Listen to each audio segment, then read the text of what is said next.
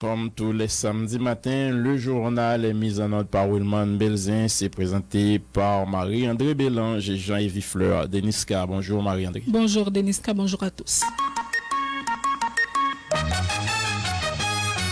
Les pluies qui s'abattent sans discontinuer depuis plusieurs jours sur certains départements du pays ont provoqué hier de violentes inondations au Caille.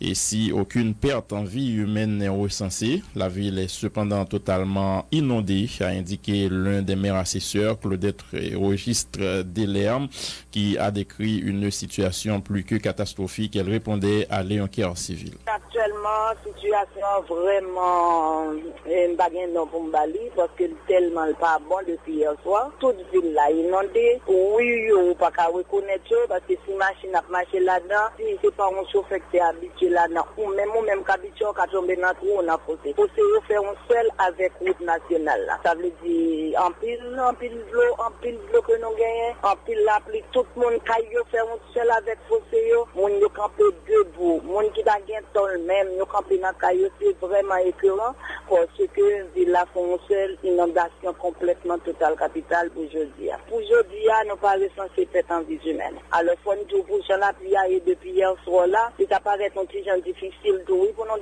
faire recensement. Mais malheureusement, dans l'information nous gagnons, nous pouvons bien ça. Est-ce que vous avez un bilan combien de cas qui inondés, combien de monde qui n'a ou déplacé dans l'abri provisoire? Bon, monde qui était dans l'abri provisoire, c'était un jour, monde qui guerrier, au moins, tu as retourné la caillou. Mais c'est sûr, nous en visite, nous prenons là pour ce que j'en ai bien depuis le matin, c'est dans la route là, nous y est là pour nous regarder le lycée Philibert si mon retourne dans l'abri provisoire. Mais l'autre monde est toujours été en abri provisoire et nous connaissons une augmentation, nous passons pour nous manger, pour nous garder comment il vit parce que vraiment, yo là, sous la pluie, et puis dans caillou, sous regarder ça, l'eau envahit honnête, yo pas capable de rester. Et magistrat, est-ce que la circulation est possible actuellement là au Caille? Non, pas de circulation, vous trouvez ça, c'est où que c'est et on investit machine là parce que qu'on a deux fois pour regarder ça qui passe là. Mais pas de circulation, tout rue complètement bouché, ou pas reconnaître rue c'est de l'eau seulement qui est actuellement dans la ville locale. Je dis à la si un monde a voulu choisir pour aider la population locale, qui ça doit faire là? Bon, comme on a fait certainement, c'est soit le route nationale là, à moins que c'était pas bateau, mais quand même, on connaît ces dettes, mais l'arrivée dans la ville là, vraiment circulation est difficile avec l'eau. Circulation est difficile, sauf à un côté de gagner, la informé qui côté lié pour y dire qui côté qui est bon, pour y recevoir aide là. Est-ce que la pluie a tombé actuellement là? Oui, nous toujours la tombée. Actuellement, nous avons la paix. Ça veut dire là, on monte à voulu pour aider là-bas et by mon occasion, c'est celle par voie maritime. L'étape plus facile pour lui, parce que dans l'eau vraiment difficile, c'est pour circulation ville locale. Claudette Régis Delerme, maire assesseur des Cailles. Une partie de l'hôpital de l'Immaculée Conception des Cailles a été submergée hier par les eaux, obligeant les responsables à déplacer les malades vers d'autres services du centre hospitalier qui n'ont pas été inondés. Le directeur de l'hôpital général des Cailles, Dr Joseph-Yves Domersan, a affirmé qu'il faudrait s'attendre à une augmentation des cas de choléra et des difficultés pour l'hôpital pour répondre aux besoins de la population en soins médicaux. Nous l'écoutons au micro de Nativita Prioli Pierre-Louis. La ville là inondée et l'hôpital là inondé. Mais nous avons des services pour nous transférer malades depuis la nuit. Nous ne fait pas. Côté d'un médecin interne qui a inondé, maternité pédiatrie inondée.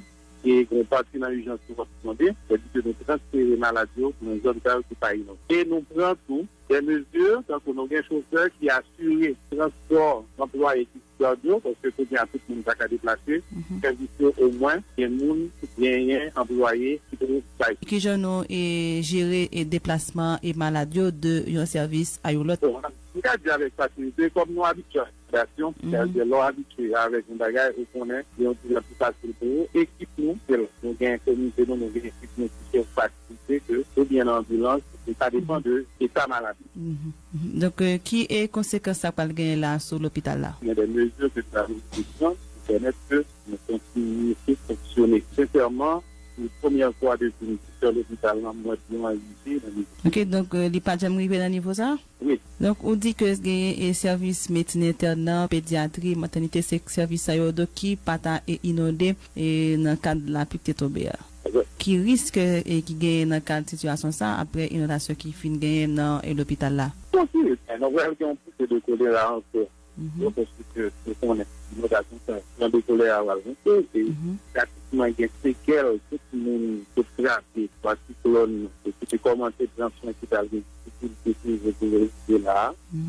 Nous sommes obligés à sentir un pire et blessé. Par exemple, pour l'on est vraiment confortable parce qu'avec l'hôpital qui est là, ça va donner un problème. Qui ça que tu as fait dans les médias pour l'hôpital là? Oui, 31 équipes d'hôpital là qui vont prendre des mesures avec l'État, le ministère de la Santé publique, qui peut garder pour nous déblayer les besoins de l'action et renforcer le service. Des inondations ont fait 7 morts dans la commune de Baie-de-Haine, a informé l'un des maires assesseurs, Lavira Mérisier. Elle a fait état également de nombreuses maisons inondées et des familles déplacées vers des abris provisoires. La mairie est assesseur de Baie-de-Haine, Lavira Mérisier, au micro de Léon Kier Civil. Commune Baie-de-Haine, nous pas connaissons, même si l'État a fait. Nous pas connaissons qui pour l'État a fait pour réparer la commune BDN. Parce que pas de monde dans la commune BDN qui pas touché ni section ni bout. Actuellement, dans le moment ça là, ma parle ensemble avec là, si paradis après les nous, il y a 7 morts. À terre, nous pas un côté pour nous passer pour nous joindre. Yo dit faut que nous ta venir à JDP, nous pas joindre qui côté pour nous passer moto, pas aller machine, pas aller et si paradis grand pile distance pour nous arriver si paradis, moi ça impossible. Et directeur Myriam dit garder ouais en tant que garçon pour voir si tu es capable passer même sous côte pour voir si tu as une situation pour nous. Comment est-ce que c'est pas dans l'inondation mourir? Bon, juste nous pas joindre on vraiment petit paradis pour nous c'est passer gars qui pas au prince ou connaît petit paradis pour côté qui gagne signal. Moun yo mouri dans petit paradis parce que gars même gagne lui au téléphone pas mi tout relem, il dit 7 moun quoi gon papa tout ton petit qui mouri dans yo. Mais est-ce que le pas dit comment moun ça fait mourir? Il pas dit comment yo mouri. Pour jusqu'à nos jours, nous pour nous aller avec les paradis, nous pas en contact ensemble avec elle pour dire nous si c'est de l'eau, ou bien si c'est jambé, ou bien si c'est en dedans cailloyer, et puis la pluie envahit sur eux. Nous pas finir expliquer, on pas vouloir mentir, on pas finir expliquer qui j'en ai mou. Est-ce que jusqu'à présent, la commune BDN toujours inondée? Vous connaissez la commune BDN, de l'eau à son de l'eau canalier, c'est pour de l'eau qui go sous là-dedans. Et pendant la pluie a tombé, et puis la envahit sur nous. Quand la pluie a font camper, lui-même il faut camper tout. Rivière, qui sorti qui est sous là-dedans, lui-même il toujours gagne de l'eau toujours. Est-ce qu'on peut parler nous font bilan pour nous déplacer qui côté où y est côté nous mettre mon actuellement là? Nous gagnons plusieurs abris. Première section Rade-de-Lys, nous mettons nos abris qui te fait déjà Rade-de-Lys. Pour centre-ville, nous mettons dans l'église Pasteur, nous gagnons dans l'église Caïpé, nous gagnons dans l'école Caïpé. Et puis pour jusqu'à nos jours là, nous toujours à continuer déplacer moun, nous aller dans l'école nationale là ensemble avec. Est-ce qu'on peut nous un chiffre combien moun nous gagne dans abri provisoire pendant l'inondation ça? Bon, juste qu'on est hier soir il passé trop temps. Non, parmi moun ça là nous prenons hier soir genan yo qui retourner kay ouais si bagay yo crasé. Depuis matin n'a battre n'a marcher dans la boue pour nous voir quantité moun yo entrer kay yo dans la boue débouer bagay. Dans la boue toujours. Le sénateur Evali Arboplan se déclare préoccupé par la situation qui prévaut actuellement dans plusieurs communes du Nord-Ouest. Il était au micro de Yanzi France Fidèle. Dans quelques instants, les déclarations du sénateur Evali Arboplan, Madame, Monsieur, qui se dit très préoccupé par la situation qui prévaut actuellement dans plusieurs communes du Nord-Ouest, particulièrement Baie-de-Haine, qui était inondée hier. Les déclarations de Evali Arboplan et dans quelques instants, il s'était confié à notre collaborateur Yandy France Fidèle. Nous avons décrit la population, dit déjà tout le monde mobilisé pour côté nous. Hier soir encore, l'image qui a pris jeune nous, qui ont choqué nous. C'est le moment où dans la réunion avec le président de la République là, côté la mobilité toute force nous, sur le département nord-ouest. Le président, pendant la réunion après les ministres PTC pour focus sur le nord-ouest, parce que Grand Sud là, les mêmes grand pile monde sous lui, c'est le moment que nous avons chargé plusieurs camions pour que nous soyons capables d'aider les gens sinistrés nord-ouest, nous avons porté médicaments, matériel et pour que au moins nous capables de permettre que la population réveille dans le sommeil que lié, parce que la population a à genoux. Je veux dire, c'est pas à genoux seulement, l'abdomen, et puis image a sorti BDN, image a sorti dans Jean Abel, image encore sorti dans mon bar de police que bagaille là, j'en suis dit, malade l'empiré. Sénateur Beauplan, c'est dans la même situation ça, nous voyons que un groupe collègue décidé d'interpeller le ministre intérieur, ou tu es au courant de ça avant que tu aies pas décision ça? Oui, moi j'entendais parce que c'est le règlement intérieur Sénat qui dit qu'on n'a pas besoin de tout sénateur pour capable faire interpellation. Il suffit qu'on ait 5 sénateurs qui motivent sur ça, et capable de faire interpellation. Et je trouvais qu'il y a une interpellation dans le moment, si les collègues ne sont pas satisfaits de performance, quel que soit le ministre, c'est juste, parce que c'est des sénateurs, le devoir constitutionnel pour interpeller n'importe quel ministre, et on connaît en séance d'interpellation, le finit par un vote. Il va en fonction de quelle explication que le ministre en baille, c'est explication claire, donc il précise, peut-être la vote favorable, et si l'explication pas claire, je pense que position avec le règlement intérieur Sénat, il y a des bagages que réserver. Est-ce que le sénateur interpellateur est confortable, le sénateur Beauplan? Il y a besoin, son majorité simple, c'est seulement 11 sénateurs sous 20, il y a besoin pour jeter ministre intérieur. Bon, il fonctionne eux-mêmes parce que nous ne pouvons pas des cas de risque pour l'interpellation, parce que nous pas motivons quantité de sénateurs quand même, pour permettre que je ne vote plus à chercher. À moins que c'est pas une interpellation pour la galerie. Nous ne pas croire que moment difficile que le pays a traversé là, donc si l'interpellation n'est pas bien fondée, il n'y a pas de raison de crime, pas qu'on en fait. Peut-être moi je pas interpellateur. Donc, vous soutenez? Pas pour me prononcer. Bon, en effet, je ne pas soutenir. Parce qu'on connaît que moi j'ai voté gouvernement que l'élection sociale dans tête client. Et je dis en pensant qu'il y a des dérives, il y a des failles. M'a rappelé tout pour la l'autre, même Jean-Josien, on me dit la radio, après les TPTC, je bagage ni. Encore, c'est peut-être ça me lance cri d'alarme là pour tout le monde connaît m'après les bagage. Et fort heureusement, moi, je viens de président en téléphone pour m'essayer de corriger. Je me souhaité que le sénateur Annick, le ministre Annick, prend responsabilité pour corriger tout ça que nous sommes capables de commettre comme dérive. Le sénateur Evalier Beauplan du Nord-Ouest, la commune d'Anse-Rouge dans le Haut-Artibonite était également frappée par des inondations hier.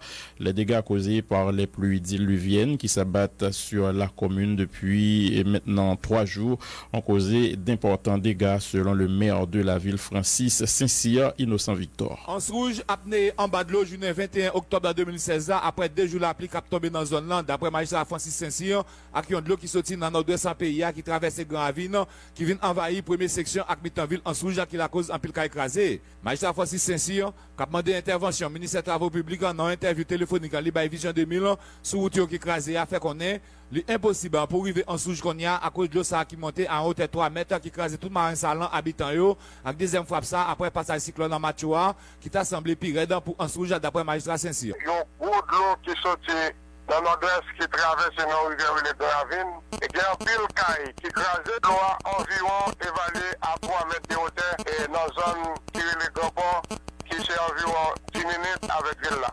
Il écrasé marché et Marin Salin ont été déjà ils ont fait 11 avec la mer. Et commune Anse-Rouge dans une situation extrêmement difficile, déplorable. Maman des gouvernements central là, depuis le cyclone Mathieu, ils étaient négligés commune Anse-Rouge. Et maintenant nous faisons face avec une situation qui est vraiment critique. Maman des gouvernements central là et spécialement responsable de travaux publics pour faire une intervention immédiate pour nous passer toute route coupée, pas de moyens pour nous traverser. Si toutefois nous avons pour aide d'aller dans la commune Anse-Rouge. Et pour penser avec commune Anse-Rouge, la commune Anse-Rouge en difficulté parce que nous devons recevoir frappe des cyclones Mathieu et maintenant nous recevons l'autre frappe qui est aussi plus grave que ça nous devons recevoir dans le cyclone Mathieu. Alors nous demandons s'il vous plaît au gouvernement central là que tout moyen nécessaire possible pour envoyer assistance pour nous dans la commune Anse-Rouge. L'eau ça qui fait plus de dégâts dans Anse-Rouge comparativement à ça où Agan Mathieu te fait, t'as la cause dans quelques gens disparaît dans la première section d'après ça dit magistrat Saint-Cyr qui lui-même pour traverser de l'eau ça pour vérifier effectivement si il y a des gens qui mourent, Jean t'a fait le croire. Innocent Victor Goumon,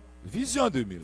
Merci Innocent Victor. Il faut dire que 115 maisons ont été inondées à Anse-Rouge. 4 d'entre elles ont été détruites, 43 sévèrement endommagées, 57 faiblement endommagées selon des chiffres communiqués par la direction de la protection civile. 47 familles ont été déplacées, 219 autres sinistrées. Le tronçon de route Anse-Rouge-Gonaïve était coupé au niveau de magasin Les Rois, de même que le tronçon Anse-Rouge Jean Rabel. Des têtes de bétail ont été emportées alors que les pertes agricoles sont considérables.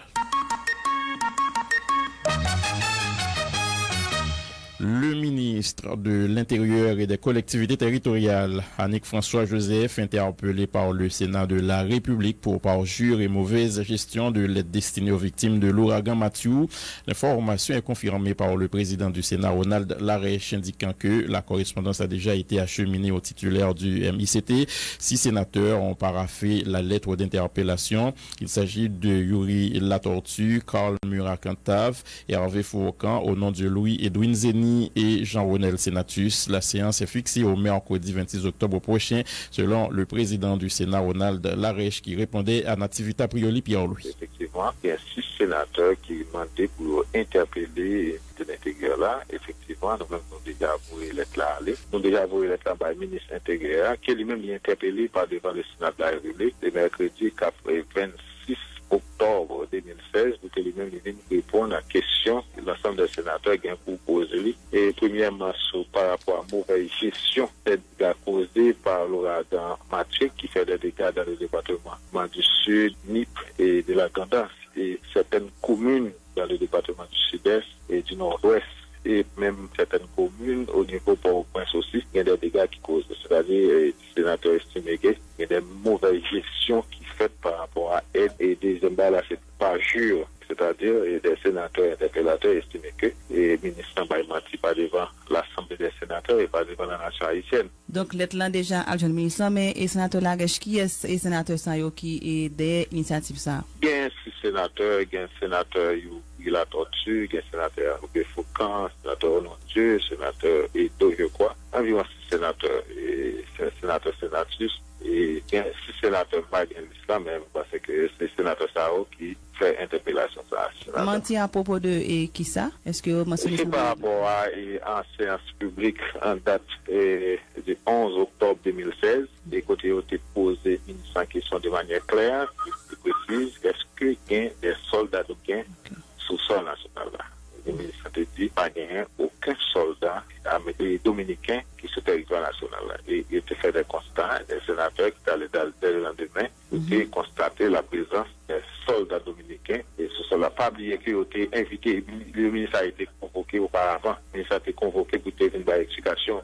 Et dans convocation a été faite et en bloc il a été convoqué et le CSPN a été convoqué et malheureusement et il va venir nous écrit CSPN là, normalement nous avons informé et le Premier ministre que lui-même convoqué au Sénat de la République.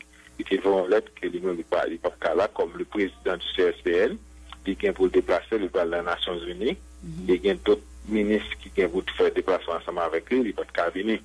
Et c'est pour des motifs ça que il été présenté, argument ça a été présenté pour te présenter et que exclusion que votre cabinet. Entre-temps, et comme tu as une convocation, va répondre à des convocations que l'Assemblée des sénateurs qui fait, qu'on y a là, et il y a un sénateur qui interpellé le ministre et de l'Intérieur. Le président du Sénat de la République, Ronald Larèche, l'un des sénateurs interpellateurs, en l'occurrence Yuri Latortue, affirme que les 2 principaux blocs au niveau du Sénat se sont entendus sur la décision d'interpeller le ministre Annick François-Joseph pour avoir menti à la nation concernant la présence des soldats dominicains sur le sol national et fait une mauvaise gestion de l'aide humanitaire. L'élu de la Hortibonite ne s'était cependant pas montré trop confiant quant à la possibilité d'obtenir les 16 voix nécessaires pour censurer le ministre de l'Intérieur, interrogé sur le fait par les pairs conscrits de n'avoir pas du coup interpellé le ministre des Affaires étrangères Pierre Delienne, qui lui aussi a menti au sujet de la présence des soldats dominicains en Haïti. Le sénateur Latortue explique que M. Delienne n'avait pas fait ces déclarations par devant les sénateurs. Écoutez les déclarations de Yuri Latortue au micro de Diego Charles. Depuis la première rencontre Sénat, notez une très mauvaise gestion de l'aide, que ce soit avant cyclone, que ce soit pendant, que ce soit après. Et dans ce sens, encore une fois, non seulement pas de gain bilan, pas de gain action qui était à entreprendre, mais deuxièmement, il y a menti tout que le ministère intérieur était au niveau de militaires dominicains qui étaient présents sur le territoire là devant l'Assemblée. Donc moi je crois que avant cyclone, tout le monde te connaît ces saisons cycloniques, pas d'aucune préparation puisque coup de pas de gain stock, comme été transféré à pas arrivé par les délégués. Pendant cyclone, pas de gain centre de corps dans la région affectée pour que nous étions intervenus dès les premières heures après le cyclone. Et après nous, pas aucune coordination de l'aide. D'ailleurs, d'ailleurs, n'a plus gros journal nationale, la capitale, là, la présidence reconnaît que aide là très mal gérée. Nous connaissons en premier lieu, c'est protection civile, qui sous compte ministère intérieur, qui est responsable ça. Mais est-ce que vous êtes confiant là, que vous avez joué 16 sénateurs pour sanctionner Annick François Joseph? Bon, c'est pas une question même de 16 sénateurs, c'est le Sénat qui a constaté ça. D'ailleurs, des séances de convocation, nous demandé ça, mais le sénateur a dit, bah, regardez, je crois qu'après un temps, rien pas amélioré, et question a été posée au niveau des deux groupes, qui étaient posés et qui étaient acceptés pour faire interpellation. Non mais là, est-ce que vous déjà 16 sénateurs avec vous, qui ont même parlé pour sanctionner le ministre? Oui, tout ça, nous a dit, c'est que au niveau des deux groupes, coordination de groupes, interpellation est faite, et que yo au courant, et que tout sénateur, c'était le même constat que le ministère intérieur pas réagi, pas une bonne gestion, ni avant, ni pendant, ni après cyclone. Pas un sénateur qui a campé pour dire que une bonne gestion. Précisez pour nous, non, sénateur, interpellation. Je vais lettre là avec moi, parce que les sénateurs qui signent lettre là dans mes présidents. Quand nous avons figuré parmi les sénateurs? Oui, je crois. Qui ça qui expliquait que c'est Annick François Joseph seulement, sénateur interpellé, alors que Pierre Odelienne, ministre des Affaires étrangères, est même tout concerné par le dossier ça pour pas. Oui, nous croyons ça, mais Pierre Odelienne n'a pas fait déclaration devant nous. Nous avons gagné un ministre qui a fait déclaration officielle qui a faite devant l'Assemblée. C'était le ministère intérieur qui a fait. Le sénatus s'est posé la question. Mais quand même, Pierre Odelienne fait une déclaration publique. Nous n'avons pas fait seulement pour un aspect. Nous faisons surtout pour la mauvaise gestion de l'aide qui dépend de protection civile et qui, le ministère de tutelle, c'est le ministère de l'Intérieur et des collectivités territoriales. Oui, nous comprenons pour une mauvaise gestion de l'aide, mais est-ce que nous estimons attitude ou bien déclaration Pierre Odelienne pas assez grave pour que nous interpellions du tout? Il y a une commission à faire qui travaille sur ça. Pour le moment, commission par nous, tu es convoqué, commission aide là qui est là-dedans, ministre travaux publics, ministre intérieur, premier ministre, et c'est en fonction de suivi de réunion ça, l'interpellation. Il y a des gens qui estiment que c'est une démarche pour faire pression sur le ministre intérieur là, pour capable permettre que les parlementaires bénéficient de aide là. Et c'est qu'on y a appris ça, que le interpellé au ministre, il y a des gens qui estiment ces pressions, alors que la Constitution bail droit à sénateur pour contrôler, pour convoquer, pour interpeller. Parce que c'est son droit constitutionnel et le tapis bon pour nous garder dans la Constitution, pour nous qu'il y ait un article qui permet que sénateurs et députés fassent travailler par rapport au gouvernement. Le sénateur Yuri Latortue. Autre nouvelle, madame, monsieur, le porte-parole de la présidence, Eddie Jackson-Alexis, minimise la résolution des juges de la Cour de cassation qui réclament le départ du président Jocelyne Privert. Il évoque un acte politique de certains citoyens en quête de visibilité. Monsieur Alexis déplore le fait par les magistrats de la plus haute instance judiciaire du pays de faire référence à la Constitution de 1987 alors que le pays est depuis 2011 sous l'égide de la Constitution amendée.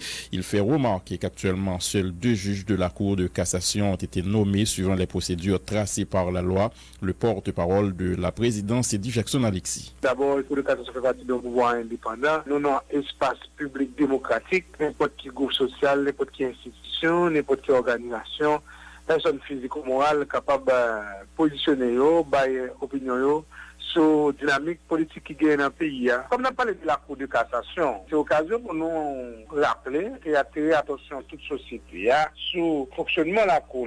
Les présidents qu'on est informés de dysfonctionnement qui gagne au niveau de la Cour de cassation, il a adressé son correspondance à la Sénat République là pour demander de prendre les dispositions qui s'imposent au regard de la loi pour régulariser le fonctionnement de la Cour de cassation. Puisque 12 juges qui étaient dans la Cour là, c'est 6 seulement qui étaient en poste. Et dans 6 qui sont en poste, 4 là-dedans qui sont une institution spéciale. 2 dans 4 là, c'est des gens, Sénat République là même, qui dit qu'il n'y a pas juge, il n'y a pas de qualité pour entrer dans la Cour de cassation, qui passe par la petite porte, qui passe dans la porte derrière. Et il y a 2 autres qui ont même un mandat fini. En d'autres termes, ce sont 6 juges qui sont en poste dans la Cour de cassation, c'est 2 seulement qui sont compétemment qualifiés pour être dans la fonction ça. Et ça, c'est une première considération. Et dans le document, nous constatons sur Internet là, juges et sages dans la Cour de cassation semblaient pas vivre sur la même planète avec nous, ils ne vivent pas vivre dans le même pays. Il y a parlé de Constitution 87. Or, depuis 2011, nous, sous l'égide de Constitution 87 amendée. C'est le moment où tout le monde a posé question, les juges ont fondé des décisions à qui ça fait allusion depuis 2011. Troisième considération, nous, dans le contexte côté post-cyclonique, nos conjonctures spéciales,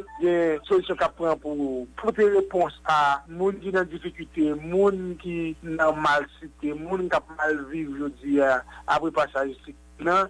Juge a même songé si il y a des magistrats pareils qui est dans une situation difficile, qui a dormi la rue, qui a dormi en bas côte, même au mot de solidarité, pas gagné dans le document ça, que ça a dans la cassation, fait sortir. Considération, nous, dans le contexte électoral, côté toute la République engagée dans l'élection, ne serait-ce que Mathieu, l'élection a été faite le 9 octobre qui était passé. Or, le juge de cassation a demandé d'écraser le processus électoral là. Ça paraît comme une agression à la République là, qui est même une dynamique qui a développé, côté et la société civile là, et partis politiques, et l'institution électorale, et l'État a mis des moyens à disposition de l'institution électorale pour faire l'élection. Donc, tout pays engagé dans l'élection, il semblait que le juge de cassation fait fi de toute activité qui est aujourd'hui dans la société. Le juge de cassation, aujourd'hui, qui a proclamé le pouvoir politique. Or, dans la Constitution 47 article 59 qui te permet que les juges eux-mêmes, dans la cassation, placent en pole position au cas où on vide institutionnel à niveau exécutif pour combler, etc. Là, cet article a été modifié. Et là, il retirer la Cour de cassation dans la sphère politique là. Donc, la Cour de cassation, je veux dire, n'a pas aucune compétence pour réclamer le pouvoir politique, puisque il y a aussi un pouvoir, ça fait partie du pouvoir judiciaire, il est mieux que Sagio continuer à rendre des décisions en toute équité et en toute impartialité en plus de justice. C'est bien certainement qui, je dis, a fait recours par devant cette cour qui est la Cour suprême en matière de justice dans le pays. Le porte-parole adjoint de la présidence Eddie Jackson, Alexis, le parti haïtien Tête-Calais est contre la démarche de la Cour de cassation, affirme le conseiller stratégique du PHTK Guichard Doré. Il fait remarquer que la Constitution de 1987 amendée a écarté l'instance suprême du pouvoir judiciaire du jeu politique. Guichard Doré affirme que la priorité aujourd'hui, c'est de mettre tout en œuvre en vue de parvenir à l'organisation des élections et non à prolonger la transition. Selon lui, la position de la Cour de cassation ne rend pas service à la République et à la lutte pour l'instauration effective de la démocratie en Haïti, le professeur Guichard Doré. La réponse est dans la Constitution, même si la Cour de cassation, d'un revers de main, il a rejeté l'amendement qui est fait là, pour lui ressusciter l'ancienne version de la Constitution, alors que la Cour de cassation n'a pas gagné pouvoir ça. Et dans une République, il y a des fonctions qui sont séparées. Par exemple, aujourd'hui, la fonction de juger sont fonctions que la Constitution a attribuées à la Cour de cassation et les autres tribunaux que le système judiciaire n'a gagné. Je pense que tout, les fonctions politiques, y auraient été à Parlement pour pouvoir exécutif. Donc, moi, je crois que l'amendement, il retire la Cour de cassation comme figure institutionnelle dans le jeu politique. Et je pense que là, son sens de la modernité. Parce que il faut arbitrer les conflits. Pour arbitrer les conflits, il faut qu'on parle dans la politique. Il faut qu'on différent de la sphère politique. Et ce rôle, ça, dans le nouveau amendement, il va attribuer à la Cour. Et sur ce point-là, on retrouve la modernité. C'est comme ça se fait presque dans tous les pays. À moins que nous besoin faire la confusion. Peut-être c'est le cas que M. Cassation prend, il a pour rappeler au ancienne constitution, normalement, qui a un problème là-dedans, amendement tenté de corriger certaines choses. Moi, je crois que le pays n'a pas besoin de ça. Nous-mêmes qui dans l'opposition à Privé, on a fait pression pour Privé faire l'élection, mais nous pas dit pour Privé aller pour voir la cassation. Puisque ça qui est important, c'est l'élection pour nous faire, c'est pas sortir dans une transition longue. Or, si nous comprenons très bien, la cassation besoin de transition trop longue, le pays n'a pas besoin de ça. Surtout que le pays est victime de notre grand sud, la victime de cyclone dévastateur, et même si il y a un effort pour porter solution d'urgence à mondial, mais nous connaissons question structurelle, son gouvernement légitime qui a fait. Donc sur ce point, nous ne pas comprendre et nous pensons que la position de la Cour de cassation n'est pas rendre service à la République et aux luttes démocratiques que le peuple haïtien a essayé de faire depuis quelques temps. Le professeur Guichard Doré, le conseiller politique de Jude Célestin, l'ex-ministre des Affaires sociales Gérald Germain désapprouve également la démarche de la Cour de cassation.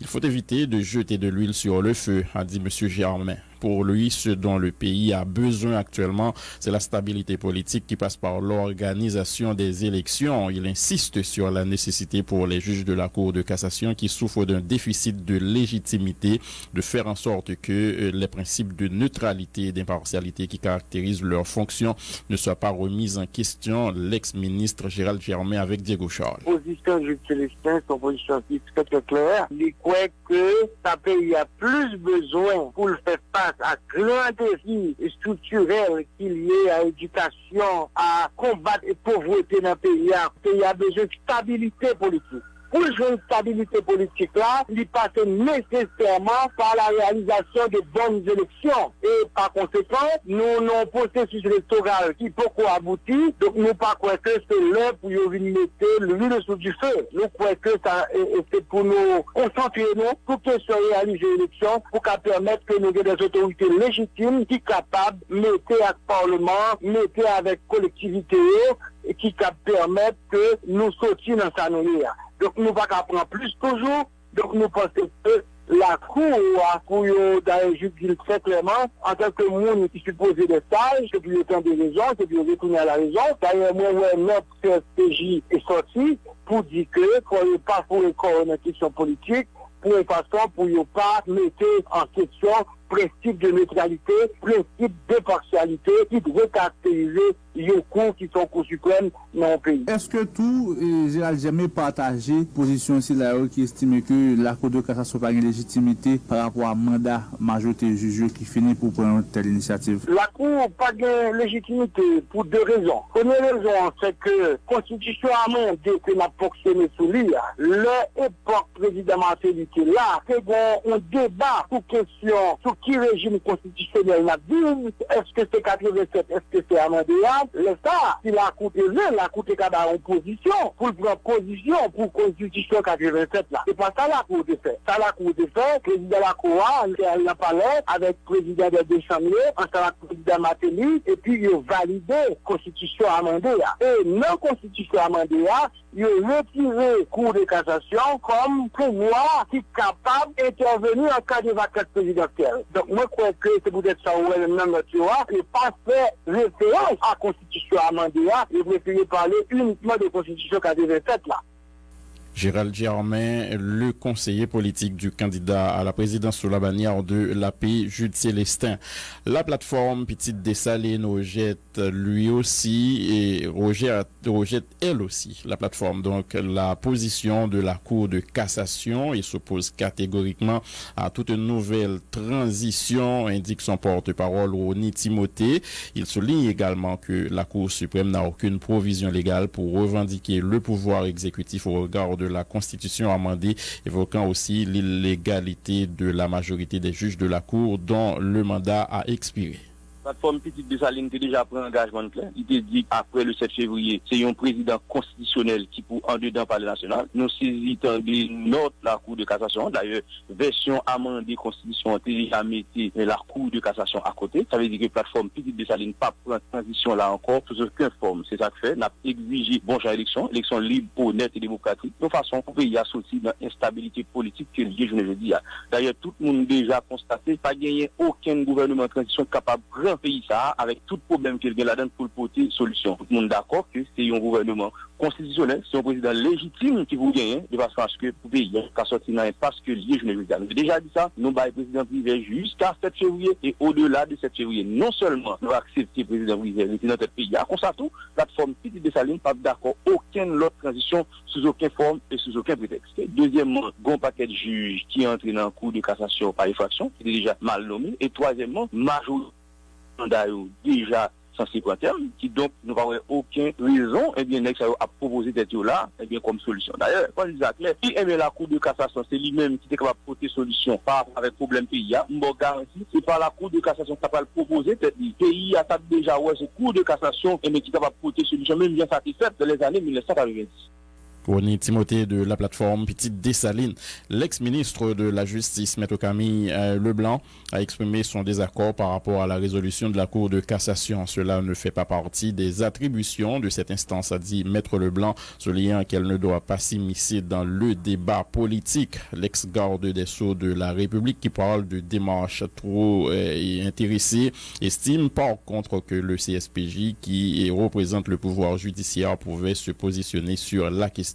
Nous l'écoutons. La Cour de cassation est un tribunal, c'est un tribunal suprême, mais c'est un tribunal. Ça veut dire que en tant que tribunal, il n'est pas gagné pour prononcer sur la question du débat politique. Maintenant, en tant que membre d'un pouvoir, à ce moment-là, les membres de la Cour de cassation qui sont membres d'un pouvoir, le pouvoir judiciaire, ils ont qu'à réagir en tant que pouvoir. Mais là, la Cour n'est pas le pouvoir judiciaire et la Cour de cassation est un tribunal. Donc la résolution prise telle que je l'ai lue, en fait, c'est une résolution et qui rentrait dans l'attribution normale Cour de cassation. Il était qu'à faire nos espaces beaucoup plus organisés. Par exemple, en dedans, il y a plusieurs là-dedans qui membres, notamment président et vice-président Conseil supérieur du pouvoir judiciaire. Il était qu'à éventuellement pousser conseil-là à réagir par rapport aux événements politiques puisque c'est organe d'un pouvoir et en tant que tel. Mais nous remarquons c'est la Cour qui fait et nous connaissons que plusieurs membres de ça, c'est des gens qui ont des revendications politiques, qui sont à Washington, qui ont des attentes, notamment, et justement, une demande qu'ils ont fait, c'est qu'ils ont appliqué l'article 49 et ont fait appel à la Cour de cassation pour assurer intérimat pouvoir en attendant l'élection. Tout ça a montré que la démarche est trop intéressée comme tribunal, elle n'est pas saisie, il n'y a pas de droit d'émettre des positions telles que le fait là. L'autre question qui posait là-dedans, c'est que la Cour estimait qu'il n'y a pas de conditions pour les élections. Donc ça, c'est une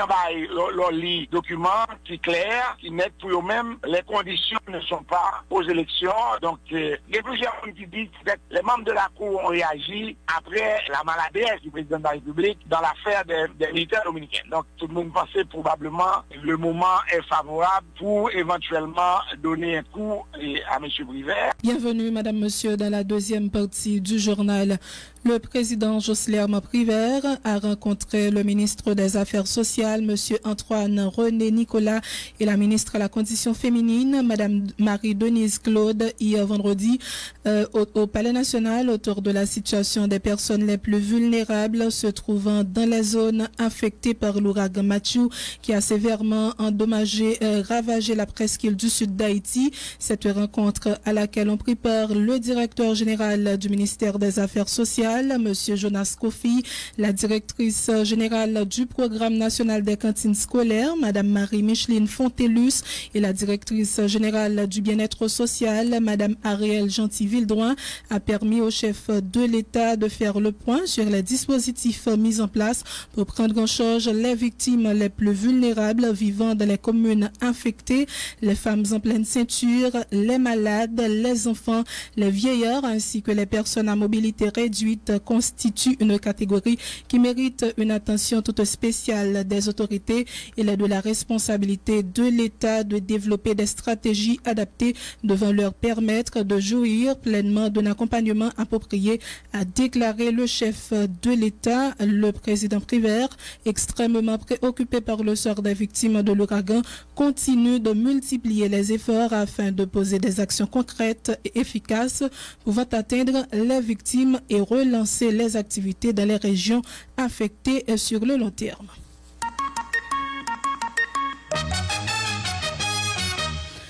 Autre information à ce journal, les deux nouveaux membres du BED du Sud-Est ont prêté serment hier vendredi au tribunal de première instance de Jacmel. Ils ont par la suite été installés dans leurs fonctions au bureau électoral départemental, nous dit Alex Moïse. Deux nouveaux membres prêtés serment et puis installés dans le bureau électoral départemental Sud-Est là. Journée vendredi 21 octobre 2016 là, deux nouveaux membres Sayo, c'est Guélonet qui était secrétaire trésorier BED là, qui beaucoup n'y a Venjorol vice-président, acteur Tranquille Marie-Ange, qui beaucoup n'y a Abjorol secrétaire trésorier, c'est juge Immaculée Basile, qui procède à la cérémonie prestation de serment, Guélonet, acteur Tranquille Marie-Ange, magistrat qui reconnaît le contexte politique là extrêmement difficile, manque de deux nouveaux responsables BEDIO pour agir en transparence avec le respect des décret loi électorale de mars 2015 là. Nous vivons une époque où la conjoncture politique est vraiment délicate. Il faut balancer le pour et le contre et faire le juste milieu. Nous vous disons seulement bonne chance. Le peuple attend beaucoup de vous, les électeurs attendent beaucoup de vous, ainsi que les candidats. Maître Guélounet avec Marie-Ange Tranquille qui remercie le Conseil électoral provisoire pour confiance surplacée dans eux pour organiser élection honnête, crédible, acte transparent dans le département sud-est là. Je suppose que vous n'allez pas avoir de grandes inquiétudes quant à mon nouveau poste en tant qu'un ancien membre BV, un ancien secrétaire trésorier du BEC de Marigot, ancien secrétaire trésorier du BED du Sud-Est et aujourd'hui vice-président du BED du Sud-Est. Sud-Est. Chers collègues, le BED souhaite continuer avec nos relations comme ça a été toujours pour pouvoir réaliser de bonnes élections libres, justes, honnêtes, transparentes, démocratiques et inclusives au profit de notre cher département que nous aimons tous. Je tiens à vous exprimer mes émotions les plus chaleureuses pour la confiance que vous avez placée en moi pour être secrétaire trésorière du bureau électoral départemental du Sud-Est. Je vous promets de travailler et d'agir avec sérieux et compétence afin que je mérite toujours cette confiance démesurée. J'espère sincèrement vous faire honneur en me montrant à la hauteur de mes responsabilités en utilisant le décret loi électoral comme boussole. Cérémonie prestation de serment avec installation Guélonais, acteur Kilmarie-Ange, réalisée en présence plusieurs monde dans la société civile Jacques Millénan, avec personnel bio électoral départemental Sud-Est là, Alex Moïse Jacques Mel, Vision 2000. Merci Alex Moïse. Le ministre de la Justice et de la Sécurité publique, Maître Camille Junior-Edouard, a eu une séance de travail hier vendredi au ministère avec les commissaires du gouvernement des différentes juridictions du pays qui étaient accompagnés chacun de deux substituts. Les échanges ont porté sur les questions de sécurité des convois humanitaires, l'impartialité et la neutralité des commissaires du gouvernement dans l'accomplissement de leurs tâches, les élections et le dossier relatif aux exéquatures, l'occasion pour le garde des Sceaux de la République d'annoncer que des mesures ont été adoptées pour sécuriser les convois humanitaires. Il informe avoir adressé au Premier ministre une correspondance de laquelle il lui demande de renforcer la structure chargée de coordonner l'aide. Le titulaire du MJSP a par ailleurs fait part de sa décision de poursuivre le processus de rotation des commissaires du gouvernement, évoquant des exigences de neutralité à l'occasion de l'organisation des prochaines élections. Maître Camille Junior-Edouard au micro de Michel Xavier. Nous avons une séance de travail matin avec l'ensemble des commissaires du gouvernement et 2 substituts par parquet. L'objectif rencontre de travail ça, c'était d'abord discuter avec eux sur problème sécurité et pillage qu'a fait sous convoi humanitaire. Nous pensons que non seulement la police a joué une instruction pour appliquer politique zéro tolérance, mais nous pensons tout que les commissaires du gouvernement et les substituts qui sont chefs de la poursuite, ils ont obligation tout, conformément à la loi, pour introduire des poursuites contre pillage. Maintenant, hors du jour là, tout nous avons occasion de soulever d'autres questions avec eux, notamment l'obligation de réserve, d'éthique et de déontologie, parce que la loi sur la magistrature, dans l'article 39 et 40, il expliqué que les magistrats en général, notamment les officiers du ministère public, ils ont obligation de réserve, obligation de neutralité et ils sont là pour faire travailler en toute sérénité et que ils n'ont pas gagné pour ajouter à problème que le pays a confronté et que ils ont gagné pour Kembe, calme et sérénité, neutralité et impartialité. L'autre point qui était soulevé tout, c'est problématique exéquature. Nous sommes obligés de prendre une décision qui était difficile lorsque nous sommes au courant que il y a des dizaines et même plus de 150 jugements que yo dit jugement par défaut et que vous voulez pour exécuter contre des paisibles citoyens qui habitaient dans Caillou des fois pendant plus de 30 ans, pendant plus de 25 ans, ils n'ont pas de parti au procès, que gagnent des hommes et des femmes qui voulaient abuser de système pour souffler des actes judiciaires et que à partir de ce moment, il y a des gens qui placé pour aller dire au mandé référé et après que vous venez dire au mandé référé, ils ont fait l'autre action encore. Nous te dit commissaire gouvernement et substitut pour te camper provisoirement sous question exéquature qui gagne à jugement par défaut. Nous avons occasion tout parler sous question élection. Nous connaissons que cyclone nan te fait que nous t'es obligé camper sous une série de mesures que nous te prenons parce que nous te devons concentrer nous sous secours aux victimes. Étant donné que CEP a été campé sous date 9 octobre là, toute mesure qui te prend dans logique élection, nous te campé sur tout. Bon nouveau calendrier qui soumettent, nous te rappelé pour commissaire qui concerne que rotation nous entendons continuer li parce que c'est des exigences de neutralité qui impliquent ça parce que justement en fonction de expérience que commissaire yo gagné, en fonction de nature de problèmes de désordre qui gagne dans quelques localités tant que Côte de Fer, Port-à-Piment, d'autres endroits que nous te ouais que il y a des dénonciations qui faites et que nous pral continuer à analyser analyser et by suite à mesure que nous te prenons. J'en te dis à commissaire du gouvernement et substitut, yo pas gen dormi dans nuit parce que la permanence est décrétée, yo doit être disponible pour les justiciables et nous te tout profité annoncer 2 numéros que le ministère va le mettre à la disposition des justiciables qui c'est 86-86 au sein du ministère n'a travaillé tout pour que quel que soit justiciable en Haïti, si yo sorti pour commettre du préjudice, la capable informer et à partir de ce moment-là, le ministère est capable d'orienter, c'est un service de doléance que lié. Si nous retournons sur rencontre, monsieur le ministre, est-ce que il y a une disposition déjà prend pour sanctionner les gens qui attaqué convoi? Nous considérons qu'il y a un parlementaire qui dit que c'est même les gens qui a qui vouent l'attaquer convoi encore. Nous-mêmes, nous sommes des hommes d'État, nous pas parler, nous pas vouer monter, nous pas parler en l'air, nous parler à partir de rapports. Seul ça nous connaît, c'est que lorsque nous apprenons qu'il y a quelques convois qui étaient fait objet d'attaque, nous avons essayé de chercher qu'on est pour qui ça. Est-ce que c'est des gens qui sont impatients, qui sont frustrés, ou est-ce que c'est des pillards? Lorsque la police identifie nous savons des récidivistes là-dedans, à ce moment-là, nous avons instruction au directeur général de la PNH pour faire 2 bagailles. Première. Le ministre de la Justice et de la Sécurité publique, Maître Camille Junior-Edouard. La loi sanctionnant le blanchiment de capitaux et le financement du terrorisme entériné par les 2 branches du Parlement a été publiée dans le journal officiel Le Moniteur. Information confirmée par le ministre de la Justice et de la Sécurité publique, Maître Camille Junior-Edouard. Le texte sera traduit en anglais selon le vœu de l'International, a dit le garde des Sceaux de la République, précisant qu'une commission sera créée sous peu au sein du MJSP pour travailler sur la question du blanchiment.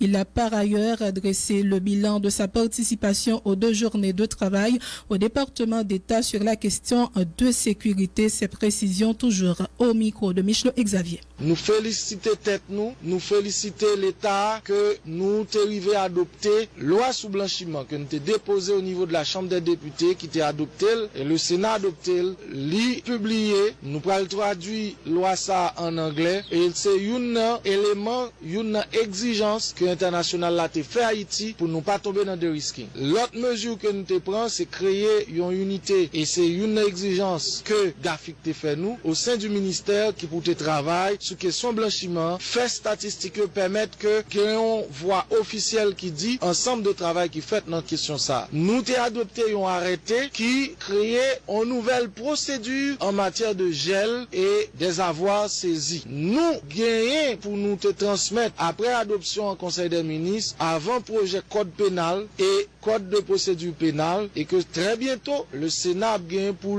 trancher sous 2 codes saillants qui seront exigences pour nous mettre nous conformes par rapport à la lutte contre la traite des personnes, le trafic de la drogue, le blanchiment des avoirs et tout type de trafic qui est capable de mettre le pays ça sur le banc des accusés. Et nous voulons clôturer Sanabdio avec rencontre que nous avons gagné et Washington pendant 2 jours de travail au département d'État, côté que nous avons soulevé problème sécurité dans la région et nous avons eu l'occasion de partager avec collègues nous de la Jamaïque, de la Barbade, problématique sécurité. Et nous profitons dit Haïti pas seul dans problème qui posait en matière de sécurité, notamment la Jamaïque, 80% crimes qui fait, yo fait avec ZAM et ministre sécurité publique Jamaïque là, il était très clairement dit, même j'en te dit le tout, que Jamaïque pas produit ZAM, c'est à partir de ZAM que gagne on montée de criminalité, faut qu'au niveau des États-Unis que ba nous appuie pour permettre que non seulement nous capables de faire des poursuites au niveau interne, mais au niveau externe tout, côté que trafic l'en fait, Zamio, côté au acheté, côté au mettre sous bateau, faut que nous gagne appui États-Unis dans le contrôle qui doit faire sous armes à feu.